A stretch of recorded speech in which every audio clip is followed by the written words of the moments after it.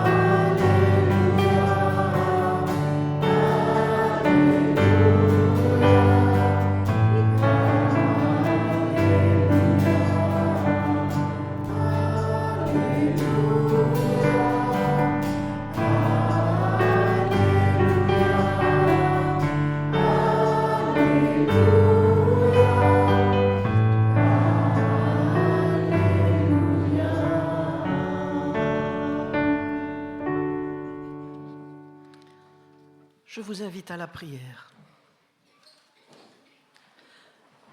Notre Dieu, notre Père, ce matin encore, ce souvenir de Pâques ranime nos cœurs. Par ta puissance, Jésus est revenu de la mort à la vie. Il est vivant pour toujours. C'est pourquoi nous avons l'espérance. Nous venons devant ta face dire toute notre reconnaissance. Nous venons aussi écouter ta parole, la bonne nouvelle d'un Dieu qui s'intéresse à nous, qui, malgré notre péché, nous ouvre grand son cœur. Nous avons tellement besoin chaque jour de ton pardon, de ta grâce.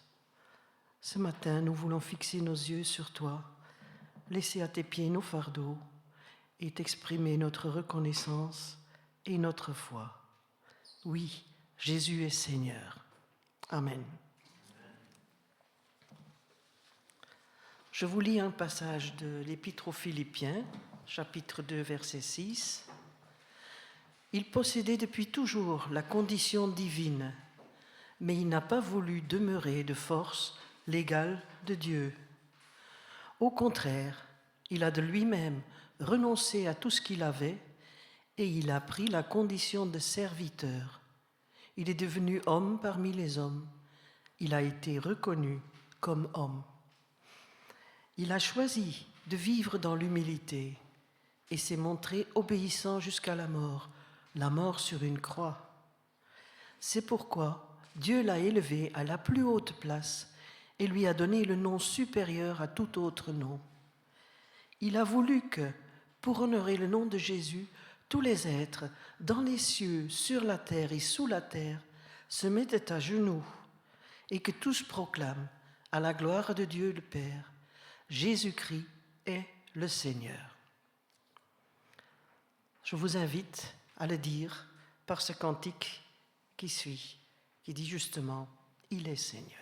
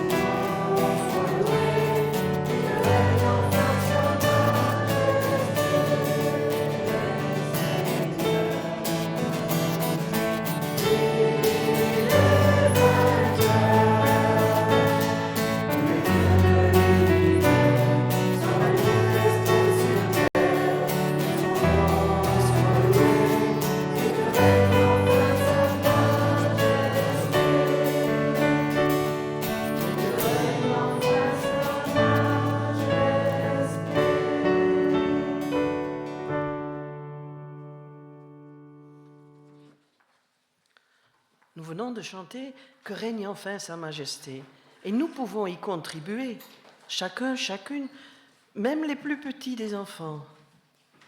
D'ailleurs, les enfants le savent et je les invite à le chanter avec nous. « Ma petite lumière, je la ferai briller ».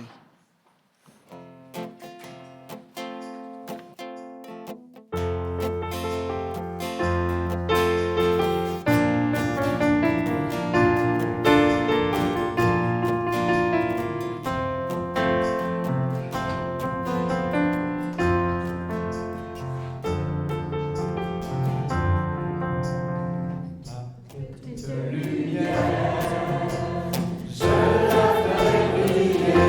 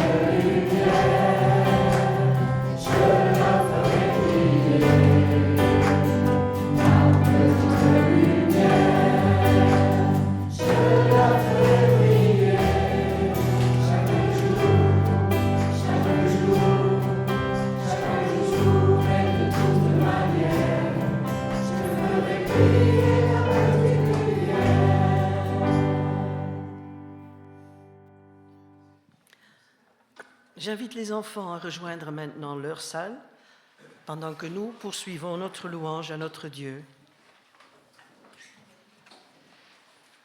Avec ce cantique qui introduira notre temps de prière libre, nous allons dire au Seigneur, « Me voici » et nous exprimons notre louange devant sa majesté.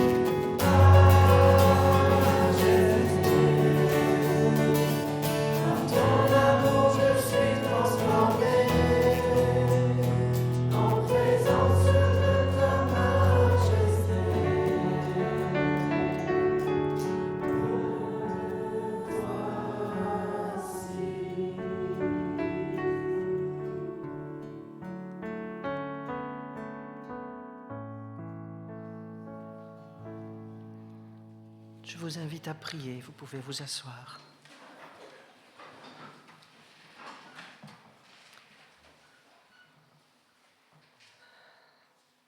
Oui, nous venons à toi, Seigneur, Majesté, conscients du privilège que tu nous accordes de pouvoir venir dans ta présence, de nous accueillir, de nous écouter, malgré toute notre condition humaine. Oui, conscients de nos fautes, de nos faiblesses.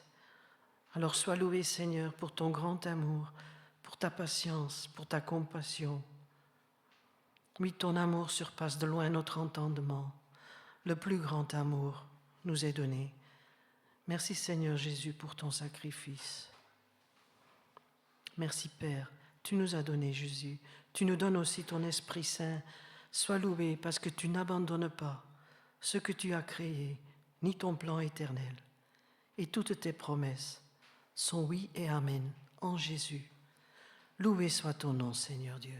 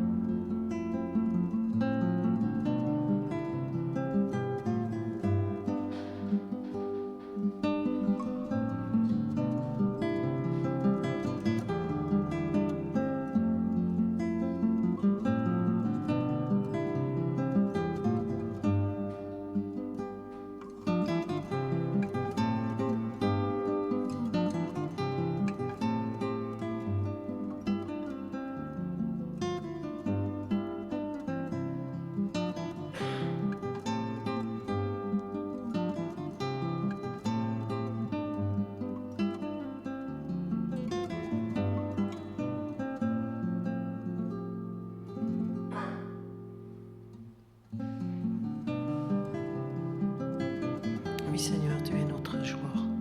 Tu es aussi notre paix. Toi, Seigneur, tu es notre berger et nous ne manquerons de rien. Tu fais même que notre coupe déborde. Et le bonheur et la grâce nous accompagnent tous les jours de notre vie. Et toi, Seigneur Jésus, tu as dit que tu serais avec nous tous les jours de notre vie jusqu'à la fin. Nous te remercions, Seigneur. Nous voulons que dans notre cœur, Christ le Sauveur puisse régner en Seigneur. Je vous invite à proclamer ensemble sa majesté encore et sa place dans notre vie avec ce cantique.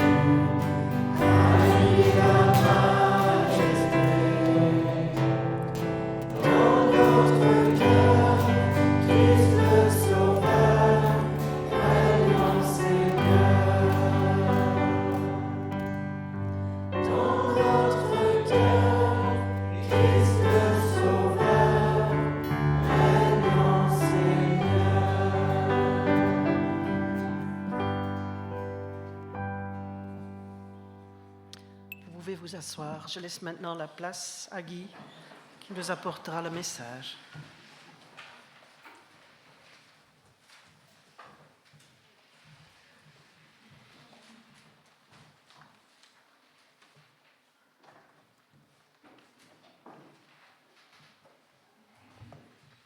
Je vous invite à prier. Seigneur notre Dieu, nous voulons te remercier pour ce moment où nous pouvons nous mettre encore devant toi, devant ta parole. Puisse par ton esprit aussi donner du sens à toute ta parole dans nos cœurs, dans nos pensées, dans notre conduite. Tu sais ce dont nous avons besoin chaque jour et aujourd'hui, peut-être particulièrement dans ces instants. Merci de te présenter à nous et de pouvoir t'accueillir pleinement avec ta grâce, ton amour, ta puissance, avec toute la majesté que tu peux manifester de diverses manières et qui devrait l'être aussi dans nos cœurs. Merci pour aujourd'hui. Amen. Nous avons chanté à l'instant qu'effectivement, il est possible que le Seigneur règne dans nos cœurs et que nous soyons forcément remplis de foi, de confiance, d'assurance. Je pense que tous les jours, ce n'est pas si évident que ça. Je voudrais vous faire écouter un petit extrait d'un chant choral et puis vous allez essayer de deviner de quoi il s'agit.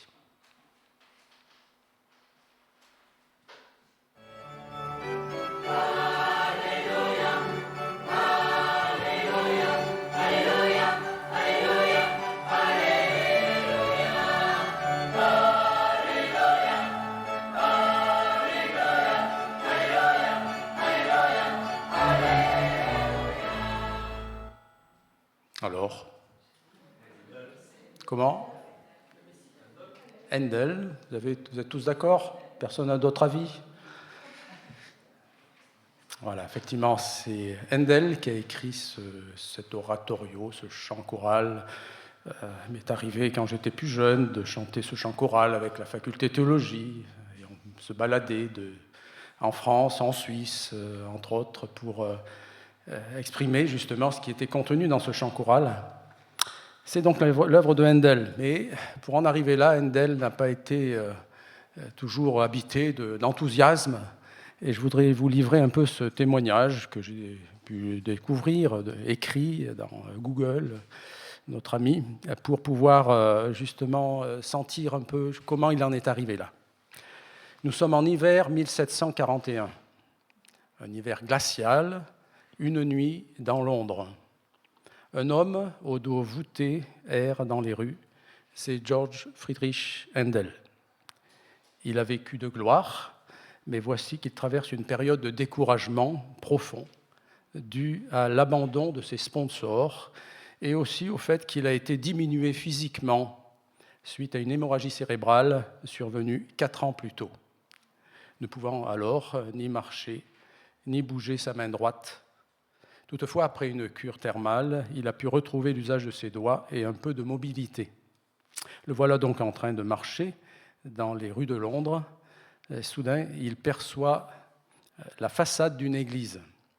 Et cela le conduit à libérer toute sa colère et toute sa détresse.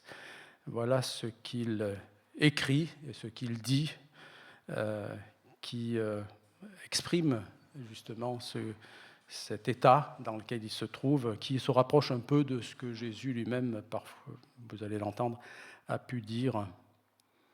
Pourquoi Dieu m'a-t-il permis de ressusciter pour que mes frères m'ensevelissent de nouveau parmi les morts ? C'est Handel qui parle. Pourquoi a-t-il daigné consentir à mon retour à la vie si je n'ai plus désormais la possibilité de créer des œuvres ? Des profondeurs de son être, un cri monta, « Mon Dieu, pourquoi m'avez-vous abandonné ?» Puis il continue son chemin et finit par arriver chez lui. Là, il trouve sur son pupitre un gros paquet. C'était un oratorio sacré, composé par un certain Charles Jennens, qui lui en avait déjà écrit 3 autres. Il s'agissait d'une série d'extraits de la Bible, et Jennens lui imposait de se mettre au travail, disant « Le Seigneur en a donné l'ordre ». Handel a alors vaguement feuilleté le document et il est tombé sur ces mots. Il était méprisé, rejeté des hommes. Il cherchait quelqu'un qui ait pitié de lui, mais il n'y avait personne. Il ne trouva pas non plus quelqu'un pour le réconforter. Il continua la lecture et trouva ensuite des mots d'apaisement et finalement un cantique de joie tourné vers Dieu. « Réjouis-toi, Alléluia !» Il put plus tard dire « Je pense avoir vraiment vu le ciel tout entier devant moi et le grand Dieu lui-même. » Motivé comme jamais, Handel va alors écrire en 24 jours ce qui va devenir un chef-d'œuvre dans lequel il a tenu à magnifier Dieu et son règne éternel. Dans ce chef-d'œuvre, vous pourrez l'écouter à la fin de ce culte, si vous voulez, mais il est dit, par exemple, bien sûr, Alléluia, louez l'Éternel. Dieu est tout-puissant, le triomphe, l'honneur et la gloire sont à Jésus-Christ. Il est le seul vrai Dieu, il règne à jamais, Alléluia. Voilà les quelques mots qu'on peut trouver d'une manière ou d'une autre chantés par diverses voix dans ce chant. N'est-ce pas merveilleux de pouvoir en arriver là, après un temps de détresse, de pouvoir dire « Ouf, ça y est, je suis libéré, je sais en qui je peux avoir confiance ». Quelle joie d'avoir aussi un ami, un véritable ami, comme ce Jennens qui s'est manifesté auprès de Handel par quelques écrits, quelques paroles laissées là sur un pupitre. Mais au-delà d'un simple ami comme ce Jennens pour Handel, comme on peut en avoir parfois, quelle joie certainement de reconnaître, comme finalement Handel l'a fait lui-même, reconnaître en Jésus un véritable ami. Quelle joie de le savoir à notre écoute, se savoir écouter. Il y a des rencontres capitales et Jésus veut être de ces rencontres. À brûle-pourpoint, si je vous demande si vous en avez fait de ces rencontres et combien, êtes-vous en mesure de répondre ? Réfléchissez. Est-ce qu'il y a eu parfois dans votre vie une rencontre déterminante ? Qui ? Un conjoint ? Un ami de passage, un inconnu, une inconnue, peut-être un médecin, un maître d'école, un professeur. Quelqu'un ? La Bible contient plusieurs témoignages à ce sujet. Ce serait bien sûr un peu long de pouvoir énumérer tous ces témoignages, mais 3 me sont venus à l'esprit en écrivant ce petit message. Je pense à cette jeune fille juive, servante d'un chef d'armée syrien, nommé Naaman. Grâce à elle, il va se mettre en route pour rencontrer le prophète Élisée en Israël et être guéri de sa lèpre. Sans compter qu'il a aussi au passage abandonné sa foi dans une idole. Une jeune fille juive, jeune fille, auprès d'un chef d'armée. Je pense à l'apôtre Pierre rencontrant un boiteux devant le temple de Jérusalem, placé là pour simplement mendier chaque jour, chaque fois qu'il y avait une rencontre au temple. Grâce à lui, il va retrouver l'usage de ses jambes et s'inscrire à nouveau dans la société, vivre tous les jours autrement et dire à Dieu merci, sautant, louant Dieu. C'est ce qui est dit dans la parole. Je pense aussi à ce diacre, Philippe, envoyé aux côtés d'un homme, un eunuque éthiopien, en train de se casser la tête, à essayer de comprendre le sens de la lecture qu'il fait de la Bible, de l'Ancien Testament. Grâce à lui, il va découvrir que Dieu a un projet pour lui, quand bien même sa condition physique, eunuque, semble le priver d'une vie de famille. Mais la Bible contient aussi des témoignages qui nous montrent que cela aurait pu arriver autrement. Une parole qui n'aurait pas permis d'ouvrir les yeux sur une autre réalité, et notamment au cours de la période qui succède la résurrection de Jésus-Christ. Et je vous livre un peu un des témoignages que nous avons de ce qui se passe après que Jésus a ressuscité des morts et que l'on peut trouver, entre autres, dans Jean 20, versets 11 à 16. Le premier jour de la semaine, qui était un dimanche pour nous, Marie de Magdala se rendit au sépulcre dès le matin, comme il faisait encore obscur, et elle vit que la pierre était ôtée du sépulcre. Elle courut vers Simon-Pierre et vers l'autre disciple que Jésus aimait, et leur dit : « Ils ont enlevé du sépulcre le Seigneur et nous ne savons où ils l'ont mis. » Pierre et l'autre disciple sortirent, allèrent au sépulcre. Ils couraient tous deux ensemble, mais l'autre disciple courut plus vite que Pierre et arriva le premier au sépulcre. S'étant baissé, il vit les bandes qui étaient à terre, cependant il n'entra pas. Simon-Pierre, qui le suivait, arriva et entra dans le sépulcre. Il vit les bandes qui étaient à terre et le linge qu'on avait mis sur la tête de Jésus, non pas avec les bandes, mais plié dans un lieu à l'écart. Alors l'autre disciple, qui était arrivé le premier au sépulcre, entra aussi et il vit et il crut, car ils ne comprenaient pas, tous deux encore, que selon l'Écriture, Jésus devait ressusciter des morts. Et les disciples s'en retournèrent chez eux. Cependant, Marie se tenait dehors, près du sépulcre, et pleurait. Comme elle pleurait, elle se baissa pour regarder dans le sépulcre, et elle vit 2 anges vêtus de blanc, assis à la place où avait été couché le corps de Jésus, l'un à la tête, l'autre aux pieds. Ils lui dirent « Femme, pourquoi pleures-tu » Elle leur répondit « Parce qu'ils ont enlevé mon Seigneur, et je ne sais où ils l'ont mis. » En disant cela, elle se retourna et elle vit Jésus debout, mais elle ne savait pas que c'était Jésus. Jésus lui dit « Femme, pourquoi pleures-tu ? Qui cherches-tu » Elle, pensant que c'était le jardinier, lui dit « Seigneur, si c'est toi qui l'as emporté, dis-moi où tu l'as mis, et je le prendrai. » Jésus lui dit « Marie. » Et elle se retourna. Elle lui dit en hébreu « Rabouni », c'est-à-dire maître. Non pas maître enseignant, mais maître, qui a de la condescendance vis-à-vis de ceux qui sont plus faibles. Voici donc cette femme, Marie de Magdala, qui a enfin les yeux bien ouverts pour voir le tombeau vide, mais malheureusement, qui ne sait pas tellement quelle conclusion en tirer. Est-ce que le corps a été enlevé ? Elle voit aussi ce qui semble être un phénomène surnaturel, 2 anges qui sont apparus dans ce temple, dans ce sépulcre, l'un au pied, l'autre à la tête de l'endroit où aurait pu se trouver le corps. Mais là non plus, ce n'est pas parce que 2 anges sont là dans ce sépulcre qu'il y a quelque chose de suffisamment déterminant pour elle, pour croire. Elle voit encore un homme qui est là dans le jardin. Tout ce qu'il y a de plus commun, elle pense même que c'est le jardinier. Celui-ci va engager une conversation. « Pourquoi pleures-tu ? Qui cherches-tu » Et cette parole va être le premier pas vers la solution. Elle est conduite à dire ce qui la tracasse le plus.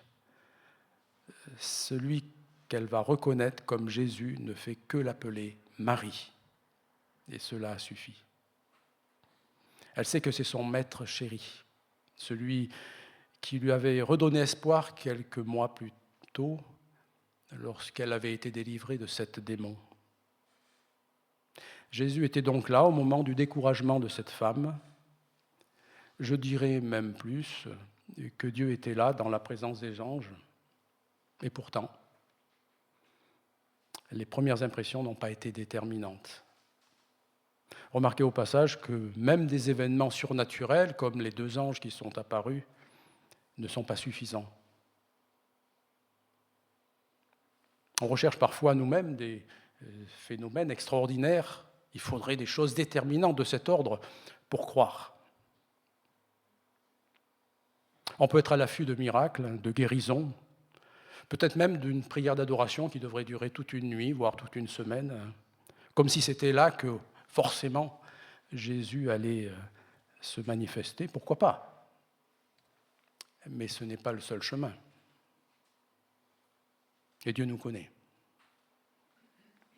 Et même j'oserais dire que ce n'est pas là qu'il faut peut-être, dans ce genre de solution, qu'il faudrait se tourner systématiquement, où notre sensibilité serait plus touchée que notre cœur, véritablement dans la plus grande profondeur de notre cœur. Souvenez-vous de cet homme tétraplégique amené au travers d'un toit. Jésus l'a guéri, bien sûr, mais ce n'était pas sa préoccupation première. Ce qu'il lui a déclaré en premier et même à cause de la foi de ses amis et non pas de la sienne, ce fut tes péchés te sont pardonnés. La préoccupation première de Dieu en Jésus-Christ, c'est de nous délivrer de l'emprise, de la domination du péché sous ses multiples formes. Le reste, je dirais, j'ose le dire, c'est second. Une guérison, c'est second. Parce qu'une guérison n'est pas forcément déterminante pour la foi. Un miracle, c'est second, parce que le miracle n'est pas forcément déterminant pour la foi. C'est le spectaculaire. Ce n'est pas ce que Dieu veut faire dans le cœur et pour transformer une vie. Ça, c'est la véritable œuvre de Dieu. Mais revenons à notre histoire avec Marie de Magdala. Rien ne peut remplacer la rencontre avec Jésus, cet échange de paroles avec lui. Ce sont des propos qui vont toucher droit son cœur, car ils sont personnels, et pour cette femme, le simple fait d'être appelée Marie a été déterminant. Qu'est-ce qu'elle a pu déceler dans cette appellation ? Est-ce le ton employé ? Quelque chose qui lui a rappelé ce qu'elle a pu vivre avec cette rencontre première avec Jésus, peut-être lorsqu'elle a été délivrée de ces 7 démons. Est-ce qu'on l'appelait tout simplement Marie auparavant ? Est-ce qu'on ne disait pas tout simplement peut-être celle-là, parce qu'elle dérange, mais on n'ose pas la nommer. Jésus ne voit que Marie. Et c'est ça qui la touche profondément et qui la change. Elle a simplement besoin d'être appelée différemment de tout ce qu'elle a pu entendre jusqu'à présent. Vous avez remarqué que même les disciples qui sont partis, arrivés en courant, repartis en courant, ne s'en sont même pas arrêtés pour dire à Marie, il est ressuscité. Il est vraiment ressuscité. Elle est restée seule dans le jardin avec ses questions, sa crainte de s'être trompée lorsqu'elle a pu entendre à un moment donné qu'effectivement Jésus pouvait la délivrer de cet démon. On a besoin parfois de confirmations qui touchent notre cœur. Et dans la parole, il y a encore des confirmations qui touchent des cœurs. J'en prends une encore. Lorsque Pierre a eu besoin, lorsqu'il était dans la barque après la résurrection de Jésus, lorsqu'il a eu besoin de s'entendre dire simplement « Jette le filet du côté droit de la barque ». Cela suffit. Pierre a dit « C'est le Seigneur ». Je n'en doute pas.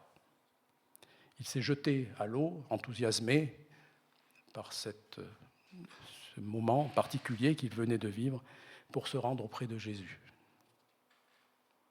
De même, je pense encore à ces 2 disciples se rendant à Emmaüs. Ils ont beau marcher aux côtés d'un inconnu, ils n'ont pas su le reconnaître jusqu'au moment où il a partagé le pain avec eux. Et s'interrogeant, notre cœur ne brûlait-il pas au-dedans de nous, en chemin ? Oui, peut-être Dieu peut être d'une manière ou d'une autre proche, mais on peut passer à côté de l'essentiel. Parce qu'on attend quelque chose, mais ce n'est pas dans ce quelque chose que Jésus, que Dieu se trouve. On a besoin d'être changé dans notre façon de vivre, de penser, de réaliser ce que Dieu peut faire. Et je crois donc dans la souveraineté de Dieu qui met en place des rencontres, des images, des gestes, des paroles. Et toutes ces images, ces gestes, ces paroles, ces rencontres d'inconnus peut-être, devraient nous pousser chacun à confesser Jésus-Christ comme sauveur. Je crois aussi dans la puissance malheureuse du péché qui tend à nous faire dévier de la trajectoire. Handel a pu se rendre au travail et même louer Dieu grâce à un homme qui l'a harcelé avec divers oratorios et qui lui a même dit « Le Seigneur en a donné l'ordre ».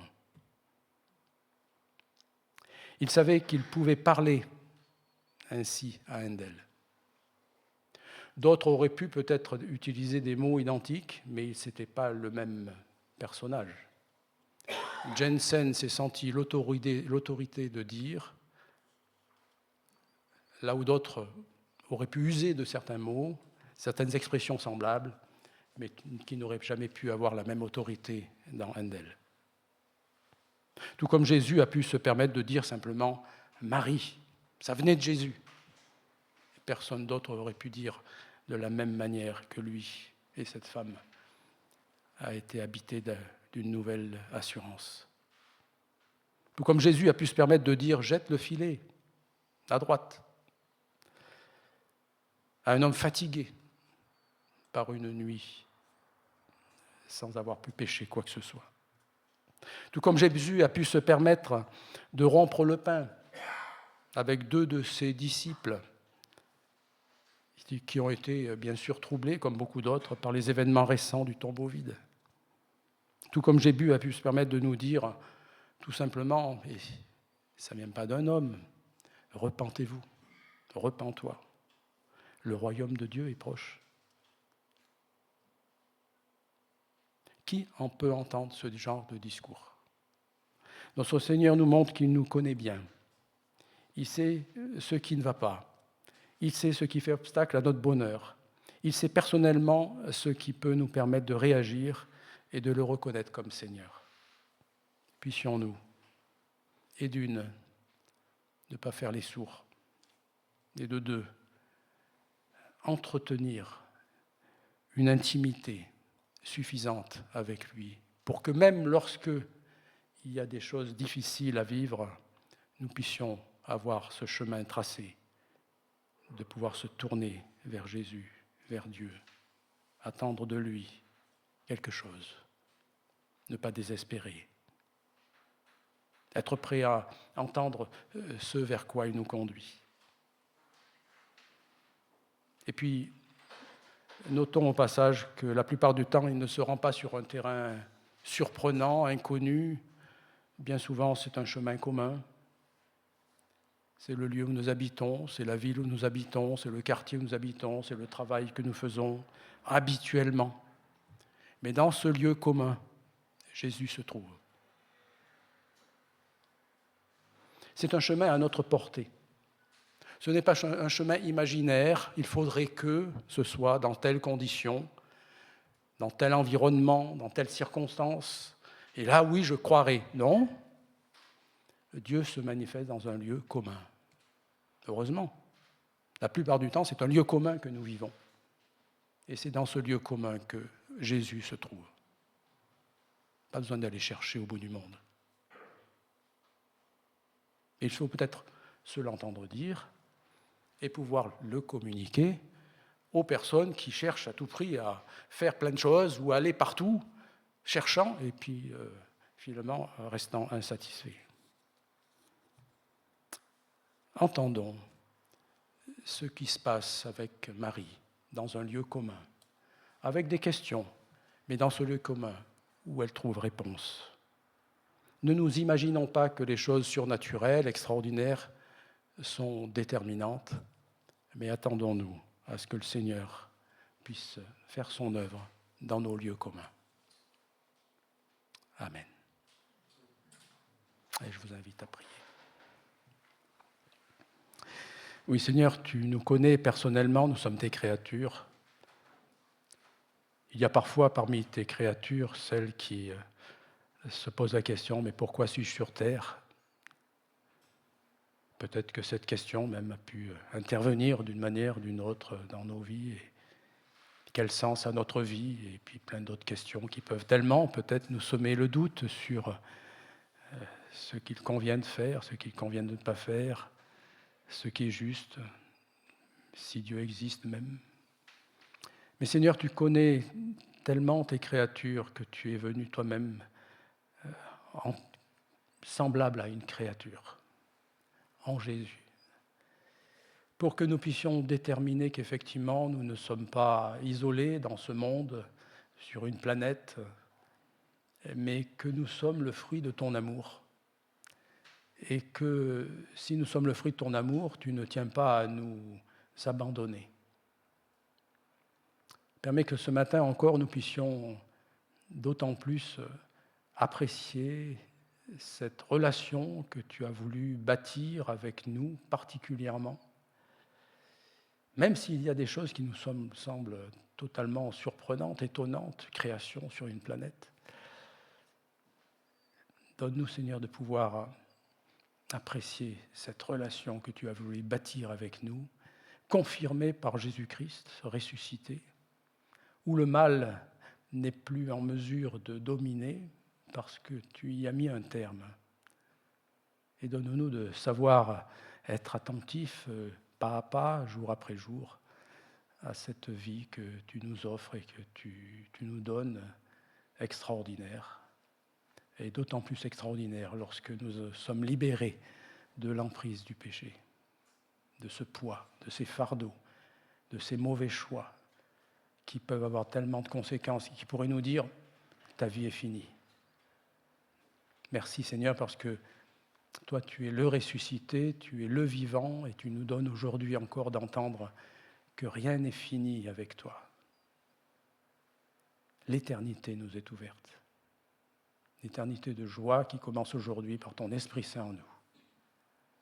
Merci de bénir chacun de nous, de nous savoir bénir en ton nom celles et ceux qui ont besoin de ce même sentiment de délivrance que tu peux apporter. Donne-nous, Seigneur, d'être jour après jour, pas à pas, à ton écoute, pour te glorifier. Amen. Et pour le glorifier, je vous invite à le dire. À lui la gloire, c'est le chant que je vous invite à chanter ensemble maintenant.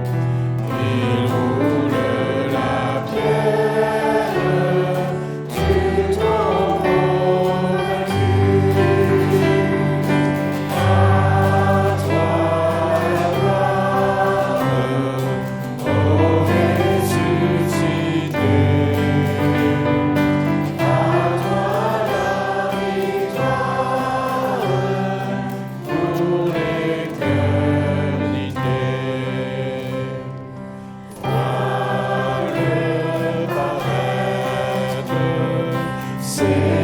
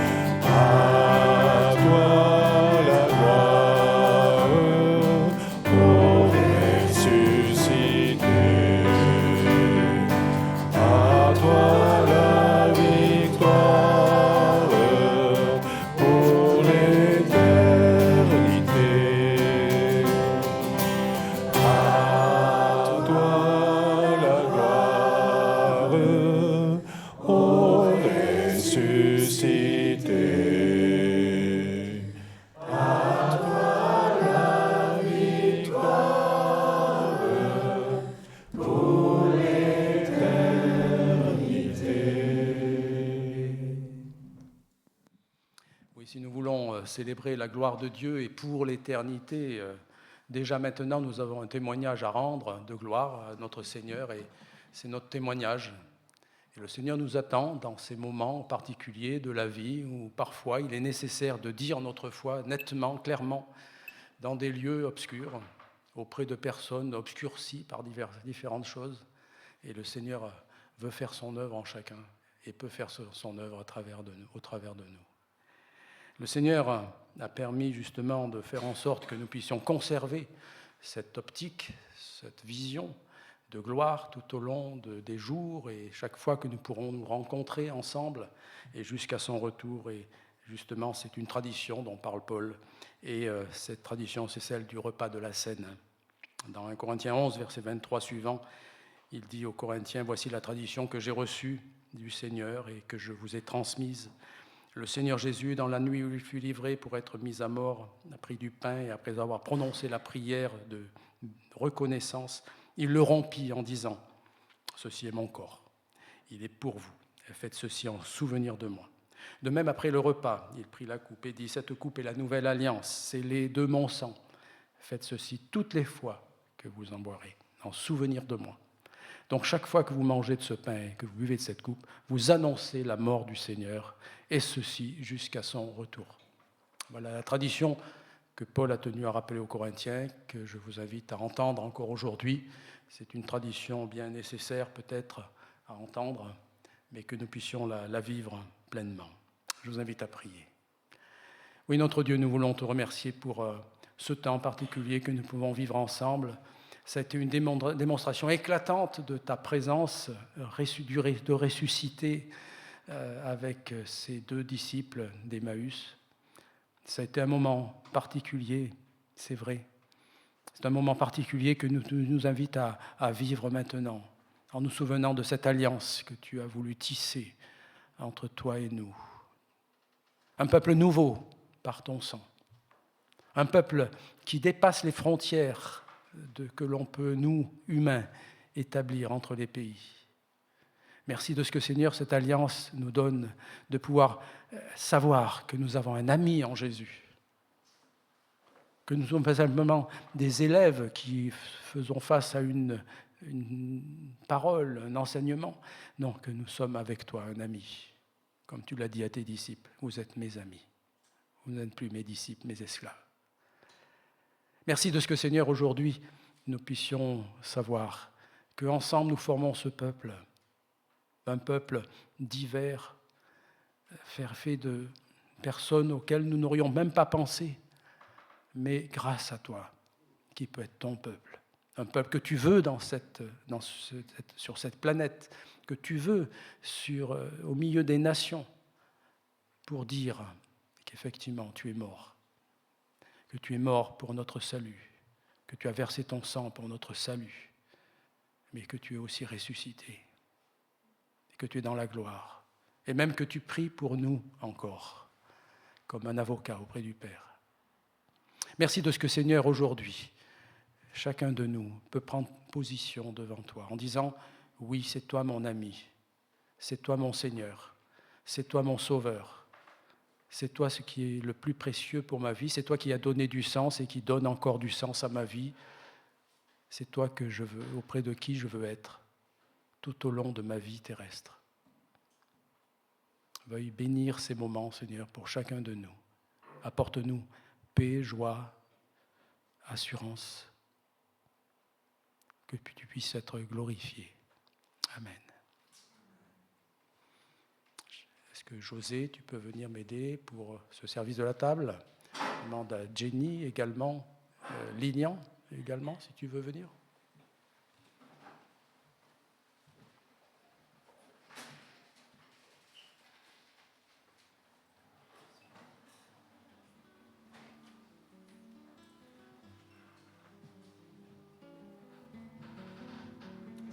Chacun peut prendre le morceau de pain et nous le mangerons ensemble en signe de cohésion justement, d'appartenance chacun au même corps, celui du Christ qu'est l'Église.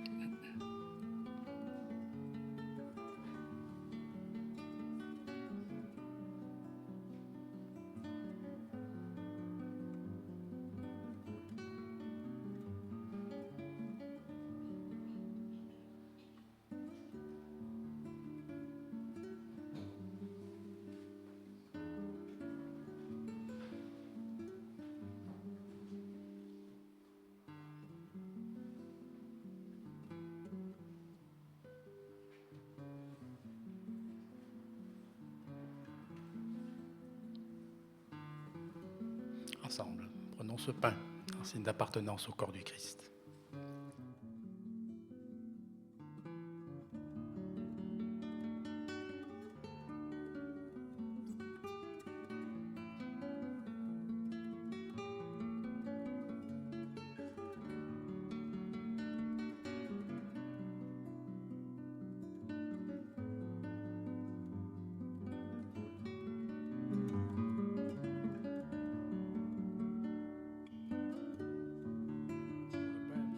La coupe et nous la boirons ensemble à la fin de la distribution, en signe d'appartenance à la même alliance que le Seigneur a voulu par le sang de Jésus avec chacun d'entre nous et envers son peuple. Au milieu se trouve du jus de raisin et autour du vin dans les coupes.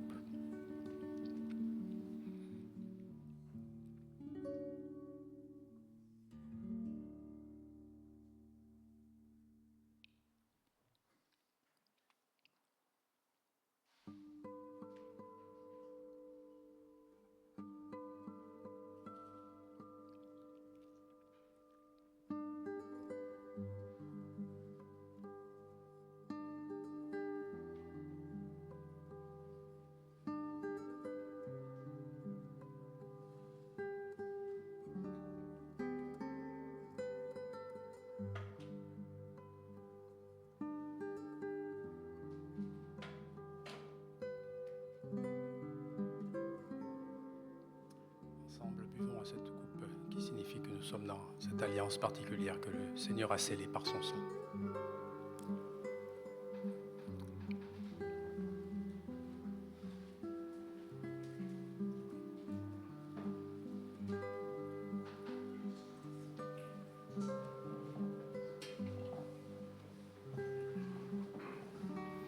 Je vous invite à prier. Oui, notre Dieu, nous voulons te remercier pour ce moment que nous avons pu déjà vivre ensemble. Nous voulons penser à toutes celles et tous ceux, Seigneur, qui ne sont pas présents, qui sont peut-être en difficulté de santé. Et Seigneur, puisses-tu être toujours un sujet d'espérance pour chacun, qu'il n'y ait pas d'obstacle à cette alliance que tu as voulu envers eux. Seigneur, nous voulons penser à toutes ces nations qui sont en guerre, où il y a des conflits latents, où ton œuvre serait tellement utile si elle était perçue comme source de salut, source de paix. Seigneur, beaucoup d'hommes, de femmes font des efforts aujourd'hui encore pour œuvrer pour des formes de paix, de réconciliation, d'armistice. Et nous voyons les limites de ces efforts. Puisses-tu, Seigneur, toi, montrer que ce n'est pas vers un homme, vers des principes seulement qu'il y a des solutions, mais que toi, dans les cœurs, tu peux faire en sorte qu'il n'y ait pas autant de haine et de difficultés entre nous. Et si cela, Seigneur, est nécessaire aussi, même dans l'Église ici, ou dans nos familles, puisses-tu, Seigneur, c'est notre espérance, œuvrer par ton esprit pour transformer nos sentiments, notre intelligence. Faire en sorte que ce soit toi qui domine, qui soit celui qui est habité de majesté telle que c'est elle qui détermine notre vie nouvelle. Garde-nous du malin, Seigneur, qui voudrait tellement nous faire douter ou nous détourner de cette vérité que tu représentes, toi, Jésus. Merci, Seigneur, pour tous ces rendez-vous que tu nous donnes et que tu nous donneras encore.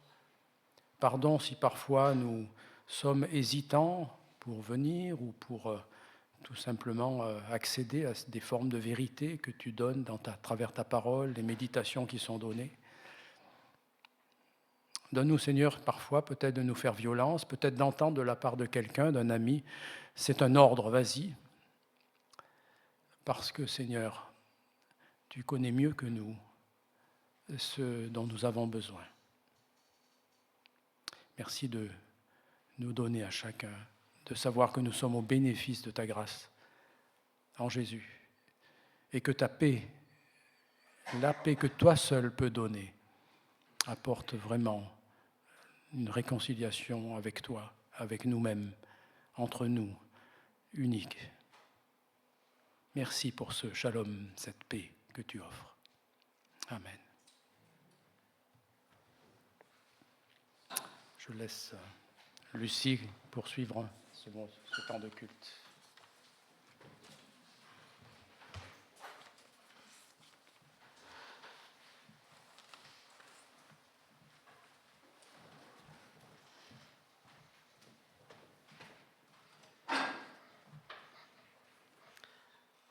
Voici le moment des annonces.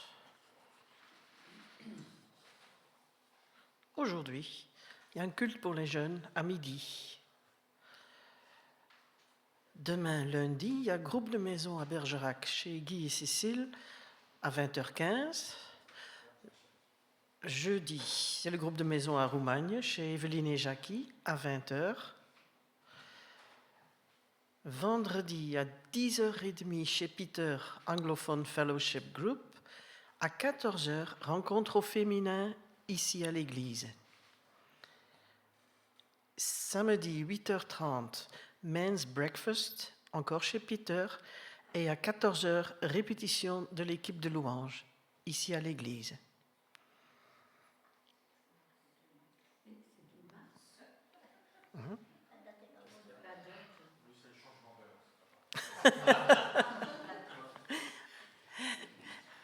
Et puisque les rencontres peuvent être significatives dans notre vie, il y a une série de rencontres exceptionnelles qui nous sont proposées.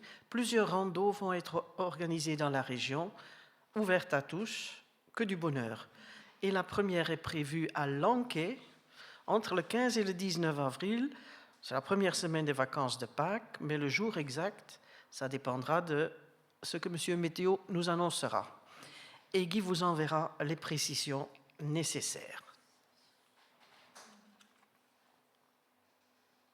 OK. Alors, vous avez une petite affichette.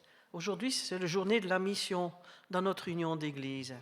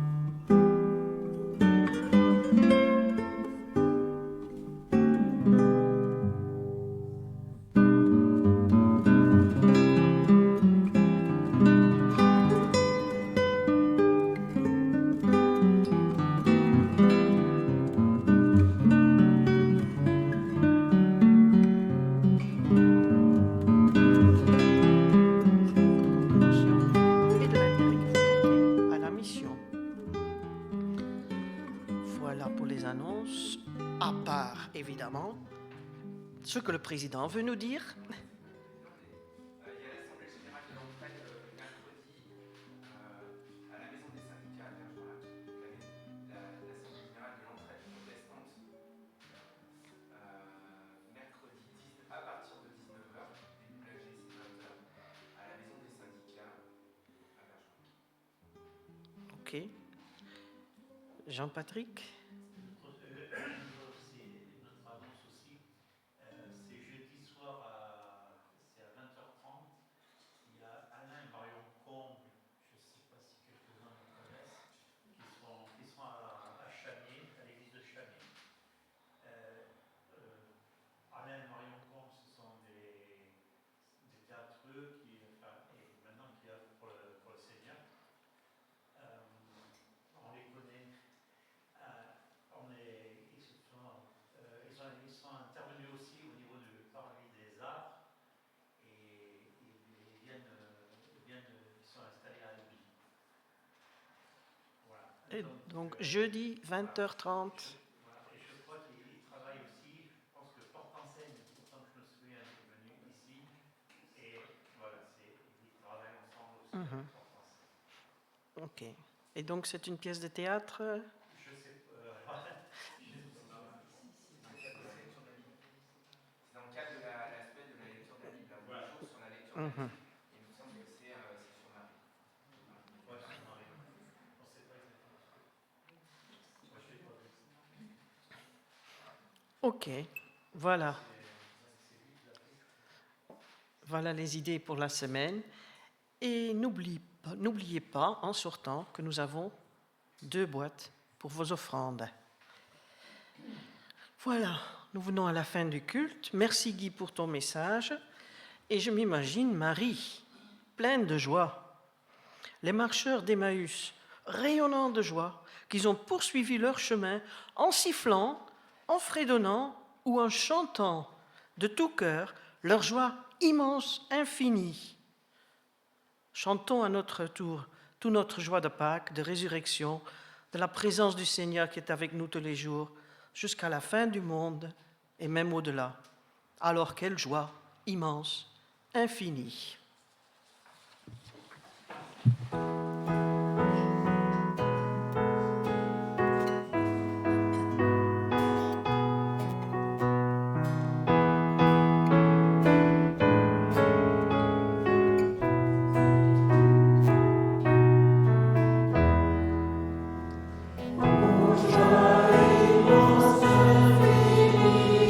Qui nous remplit chaque jour.